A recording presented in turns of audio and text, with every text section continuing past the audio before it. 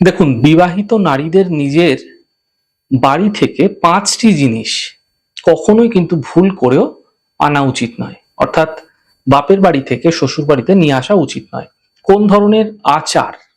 যে কোনো ধরনের আচার হতে পারে, আপনারা ভুল করেও বাপের বাড়ি থেকে শ্বশুর বাড়িতে নিয়ে যাবেন না। যদি আপনারা আচার আনছেন তাহলে সম্পর্কের মধ্যে অবনতি ঘটতে আপনারা দেখতে পাবেন। লবণ কখনো নিয়ে যাবেন না, এতে মা লক্ষ্মীর যে কৃপা সেটা হারিয়ে যেতে দেখতে পাবেন। কালো কাপড় কখনো আপনারা নিয়ে যাবেন না, আপনার বৈবাহিক জীবনে অশুভ প্রভাব ফেলতে পারে। রান্না করার জন্য কোনো গ্যাস, ওভেন, সিলিন্ডার বাপের বাড়ি থেকে শ্বশুর বাড়িতে নিয়ে আসবেন না। কোনো ইলেকট্রনিক্স এর জিনিসপত্র বাপের বাড়ি থেকে শ্বশুর বাড়িতে আনবেন না, বিশেষ করে খারাপ ইলেকট্রনিক্স এর জিনিসপত্র।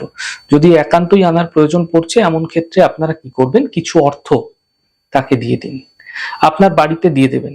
খালি হাতে কখনোই নিয়ে নেবেন না, এমনটি আপনার জীবনে চরম থেকে চরম খারাপ প্রভাব ফেলতে দেখতে পাবেন। আপনার দাম্পত্য জীবনে, বৈবাহিক জীবনে সমস্যা দেখা যাবে।